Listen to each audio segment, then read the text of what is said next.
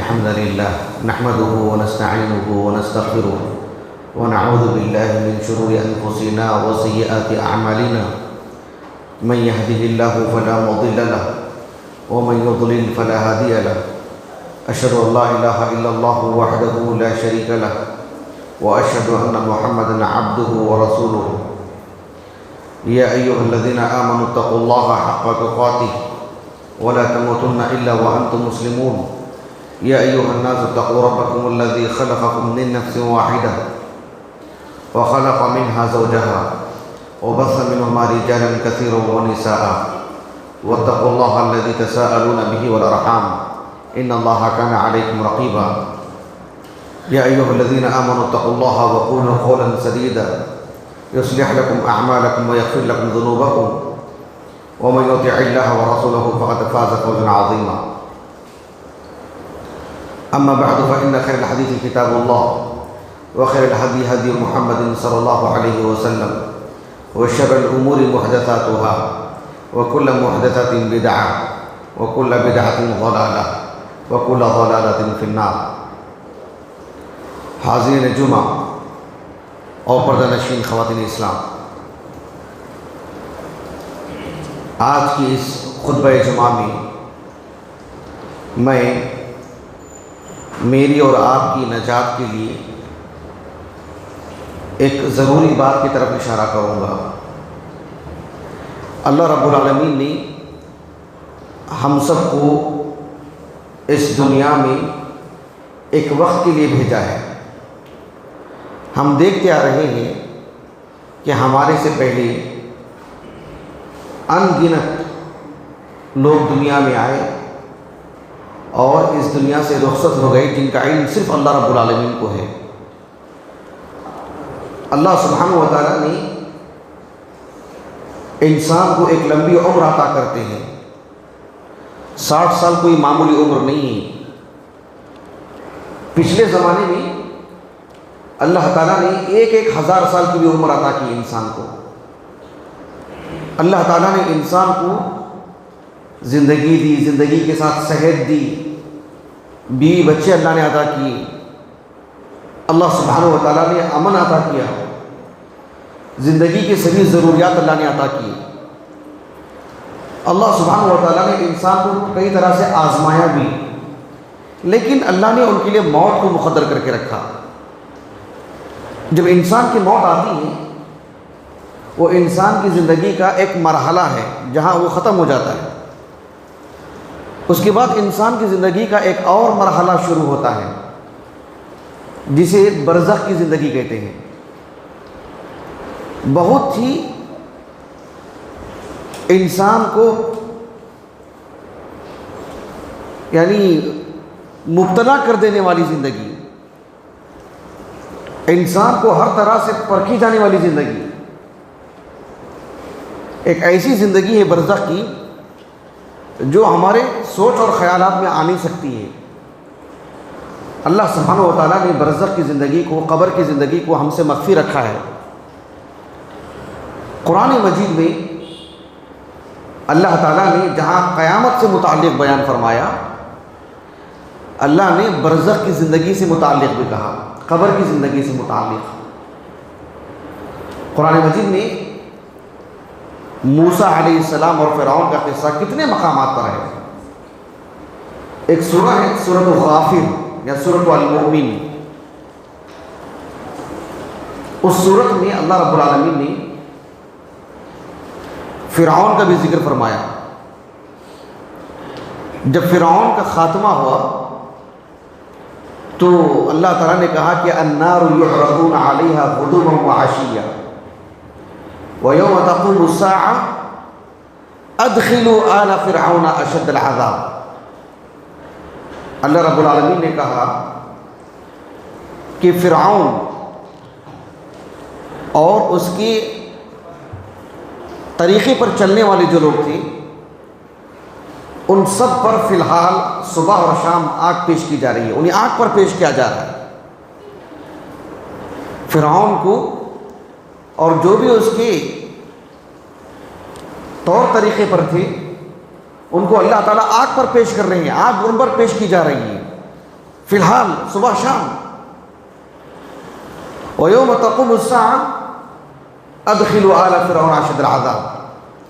جب قیامت واقع ہوگی تب تو ان کو ہمیشہ کی جہنم میں ڈھکیل دیا جائے گا، جو کہ سخت عذاب ہے، ہمیشہ کا عذاب ہے. لیکن فی الحال تو صبح و شام قبر میں ان کو جو آگ پر پیش کیا جا رہا ہے. یہ بتانے کے لیے یہی تمہارا ٹھکانہ ہے. قبر کی زندگی کی بات کر رہا ہوں.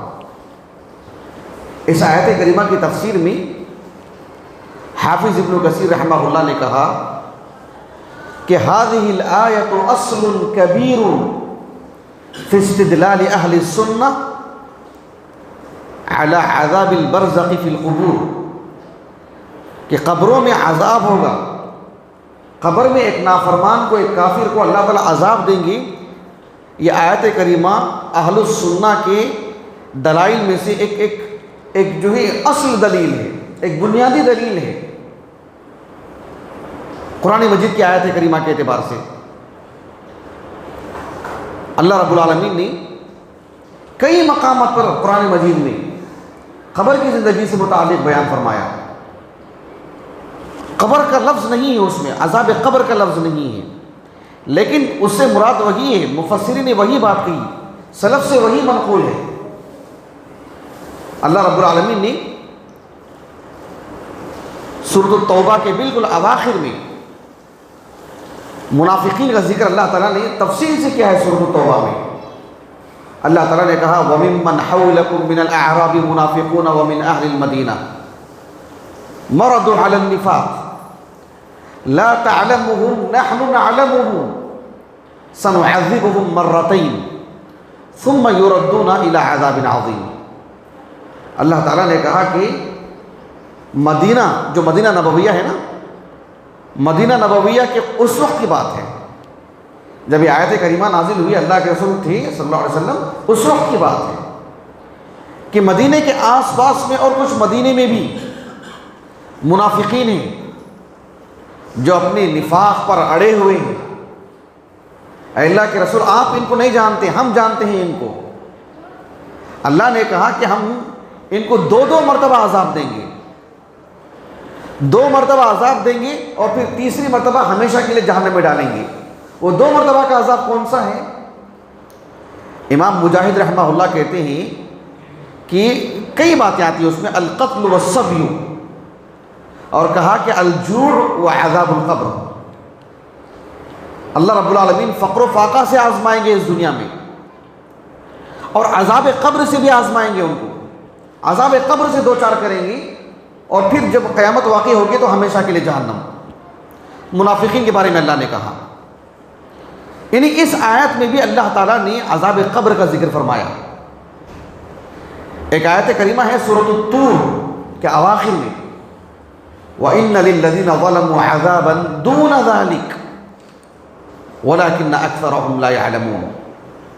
اللہ نے کہا کہ جو لوگ نافرمان ہیں، ظالم ہیں، کافر اور مشرک ہیں، ان کو جو قیامت میں جو عذاب دیا جائے گا جہنم کی شکل میں، کہا کہ اس کے علاوہ بھی ایک عذاب ہے جو اس کے مقابلے میں تھوڑا ہلکا ہے، اور اس سے پہلا والا عذاب ہے جہنم میں جو سزا ملے گی کافروں کو.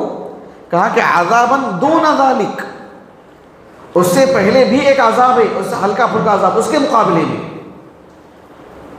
امام ابو جعفر الطبری رحمہ اللہ اپنی تفسیر میں اپنی سند سے اس آیت کریمہ کی تفسیر میں صحابی رسول براء بن عازب اور عبداللہ بن عباس رضی اللہ عنہما ان سے اس بات کو نقل فرمائی ہے کہ وہ عذاب قبر مراد ہے، ایک جہنم کا عذاب اور اس سے پہلے قبر کا عذاب. عبداللہ بن عباس رضی اللہ عنہما وہ کہتے تھے انکم لتجدون عذاب القبر فی کتاب اللہ، کہ تم لوگ قرآن مجید میں عذاب قبر کو کسی آیت میں دیکھنا چاہیں اس کا ذکر تو اس آیت کریمہ میں سورۃ الطور.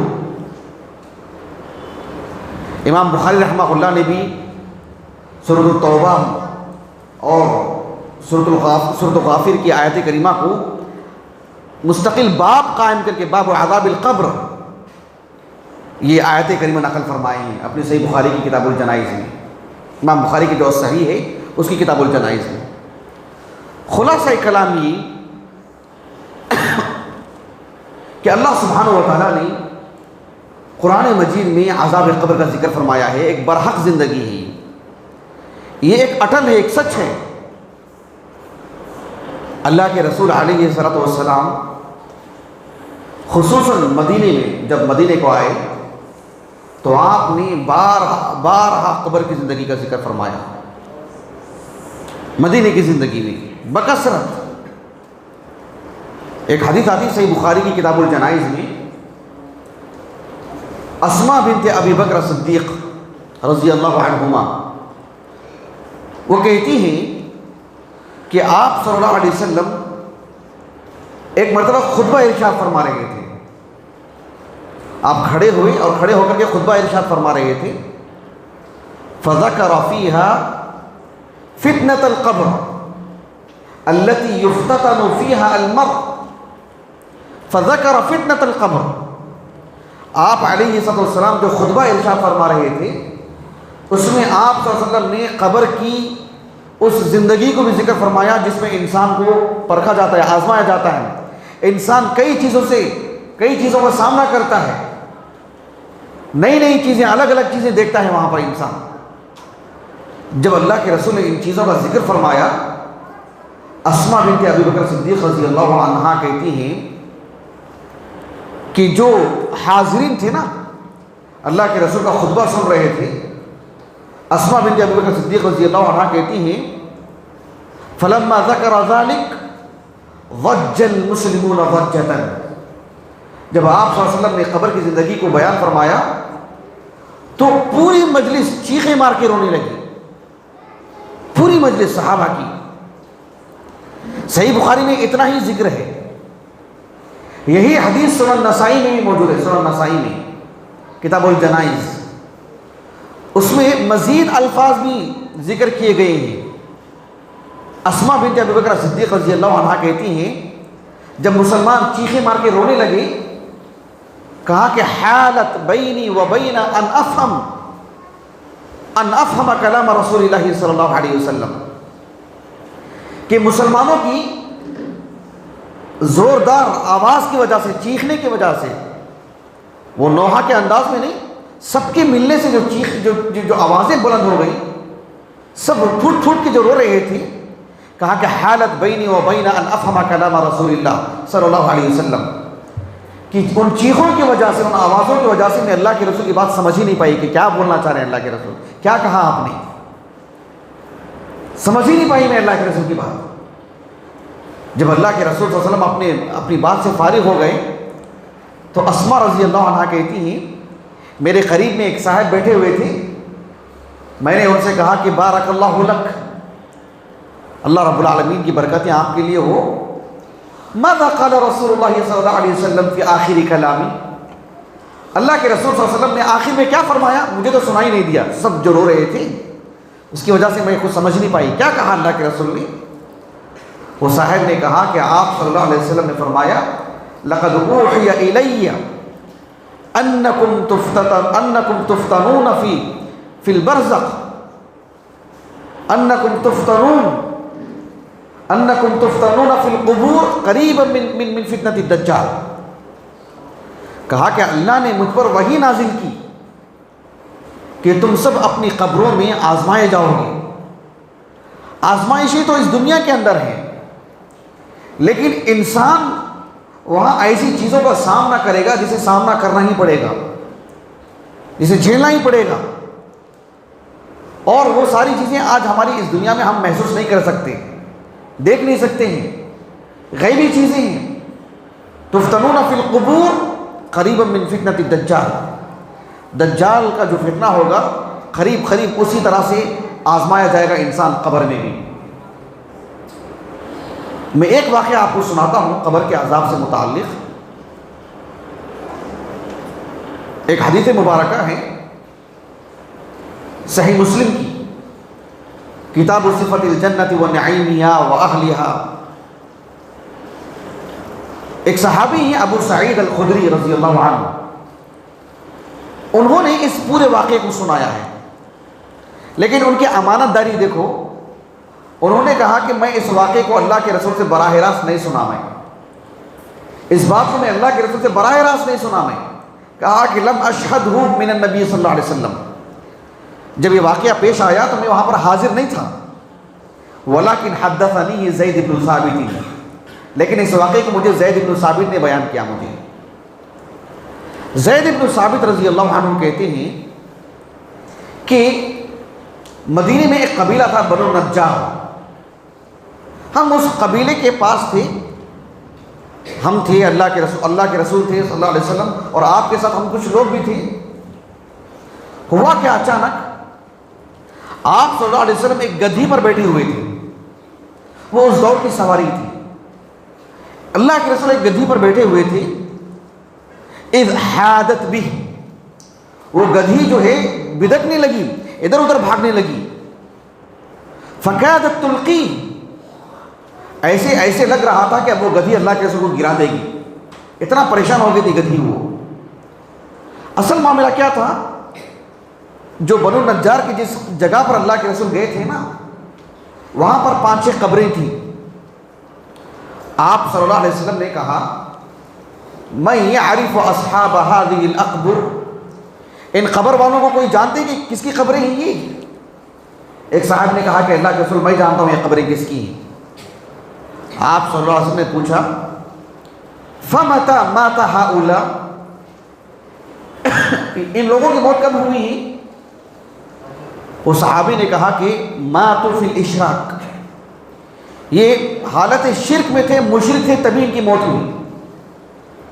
آپ صلی اللہ علیہ وسلم نے فرمایا ان هذه الامه تبتلى في قبورها، یہ لوگ اپنے قبروں میں ابھی عذاب سے دوچار ہیں، یہ لوگ اپنی قبروں میں عذاب سے دوچار ہیں۔ فلولا الا تدفنوا لدعوت الله ان يسمعكم عذاب القبر الذي اسمع منه، آپ صلی اللہ علیہ وسلم نے کہا اللہ سبحانہ و تعالیٰ نے مجھے جو سننے کی قوت عطا کی ہے، جو میں قبر کے عذاب کو جو میں محسوس کر رہا ہوں، میں سن رہا ہوں، ان کی چیخوں کو سن رہا ہوں، میں اللہ سے دعا کرتا کہ اللہ تعالیٰ یہ چیخیں تم کو بھی سنائیں، لیکن ڈر اس بات کا ہے کہ تم اپنے رشتہ داروں کو، اپنے گھر والوں کو پھر دفنائیں گے نہیں، ڈر سے، اس ڈر کی وجہ سے دفنائیں گے نہیں، ورنہ میں جو سن رہا ہوں اللہ سے دعا کرو کہ آپ کو بھی وہ چیز سنائی دے کہ کیسی چیخوں کی آواز آ رہی ہے، لیکن آپ سن لیں گے تو آپ دفنائیں گے نہیں آپ۔ ایسے کہا اللہ کے رسول نے صلی اللہ علیہ وسلم۔ آپ علیہ صلی اللہ علیہ وسلم، جو صحابہ وہاں تھے، ان کی طرف متوجہ ہوئے اللہ کے رسول صلی اللہ علیہ وسلم، اور آپ علیہ صلی اللہ علیہ وسلم نے فرمایا کہ تعوذوا باللہ من عذاب النار، تعوذوا باللہ من عذاب القبر، تعوذوا باللہ من الفتن، تعوذوا من الفتن ما ظہر منها وما بطن، تعوذوا من فتنة الدجال۔ اللہ کے رسول صلی اللہ علیہ وسلم نے کہا کہ جہنم سے، عذاب قبر سے، انسان کی زندگی میں جو فتنے آتے ہیں، ظاہر میں، باطن میں، دجال کا جو فتنہ ہے، کہا کہ ان سب سے پناہ مانگو۔ صحابہ نے کہا کہ نعوذ باللہ من عذاب النار، نعوذ باللہ من عذاب القبر، نعوذ باللہ من الفتن ما ظہر منها وما بطن، ان سب چیزوں سے صحابہ نے پناہ مانگی، اس لیے کہ قبر کی زندگی ایک برحق زندگی ہے۔ ایک مسلمان اور ایک کافر دونوں کے ساتھ بھلے ہی ایک انسان کو جلا دیا جائے، ایک انسان کو کوئی جانور کھا لے، ایک انسان کسی حادثے کے تحت اس کا پورا بدن پھٹ جائے، الگ الگ ہو جائے، لیکن سب جا کر کے زمین ہی میں ملتے ہیں، وہ قبر کی زندگی ہے۔ ثم اماتہ فاخبرہ، سب کو جا کے مٹی ہی میں ملنا ہے، وہ قبر کی زندگی ہے، وہ برزخ کی زندگی ہے۔ کوئی پانی میں ڈوب کے مر گیا، کسی بڑے جانور نے، مچھلی نے نگل لیا، اس کو لقمہ بنا لیا، وہ اس کی قبر ہے،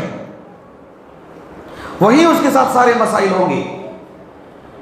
ایک حدیث مبارکہ ہے صحیح بخاری کی کتاب الجنائز، اور صحیح مسلم میں بھی حدیث موجود ہے۔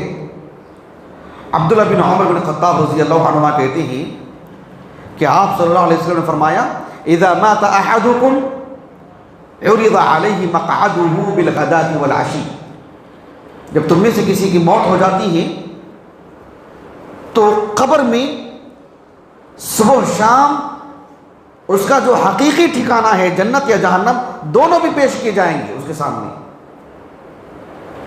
ان کان من اہل الجنہ فمن اہل الجنہ وان کان من اہل النار فمن اہل النار. اگر کوئی جنتی ہے تو وہ جنتی، کوئی جہنمی ہے تو جہنمی. یعنی کوئی مسلمان ہے، اس کے لیے اللہ نے جنت لکھ رکھے ہیں، اسے قبر میں اس کا ٹھکانہ دکھایا جائے گا صبح شام روز. اور کوئی کافر ہے، اللہ نے اس کے لیے جہنم لکھ رکھی ہے، صبح شام قبر میں اس کے لیے جہنم پیش کی جائے گی روزانہ صبح شام، حتی یبعثک اللہ یوم القیامہ، کہ قیامت جب تک نہیں واقع ہوگی جب تک اسے اس کا منظر دکھایا جائے گا، اس کا ٹھکانہ دکھایا جائے گا کہ تمہارا حقیقی ٹھکانہ یہ ہے. اس لیے اللہ کے رسول علیہ السلام نے قبر کی زندگی سے خوب پناہ مانگی، اور پناہ مانگنے کی آپ علیہ السلام نے یعنی ہمیں سکھایا، وہ دعائیں سکھائیں ہم کو اللہ کے رسول نے صلی اللہ علیہ وسلم. جب انسان کو قبر میں رکھا جاتا ہے تو قبر اس کو دباتی ہے، ہر شخص کو. ایک حدیث آتی ہے سنن نسائی کی حدیث مبارکہ ہے، کتاب الجنائز کی. شیخ البانی رحمہ اللہ نے صحیح کہا ہے اس حدیث کو. آپ علیہ السلام کہ ایک صحابی عبداللہ بن عمر بن الخطاب رضی اللہ عنہما نے کہا، الفاظ دیکھو اللہ کے رسول کے. اللہ کے رسول صلی اللہ علیہ وسلم نے سعد بن معاذ رضی اللہ عنہ، آپ جانتے ہیں سعد بن معاذ رضی اللہ عنہ، اب تفصیل سے تو میں نہیں بتا سکتا، ایک مرتبہ میں نے بتایا تھا ان کے بارے میں، وہ یوٹیوب پر موجود ہے، آپ دیکھ سکتے ہیں. کیونکہ وقت کی قلت ہے، میں اب وہ بتاؤں تو یہ ہمارے موضوع سے ہم نکل جائیں گے. سعد بن معاذ رضی اللہ عنہ بہت مختصر زندگی ان کی، 30 سال کی عمر میں اسلام قبول کیے، 36 سال کی عمر میں انتقال ہو گیا ان کا، سعد بن معاذ کا. سعد بن معاذ رضی اللہ عنہ کا جب انتقال ہوا، شہید ہوئے وہ، آپ علیہ السلام نے کیا فرمایا پتہ ہے؟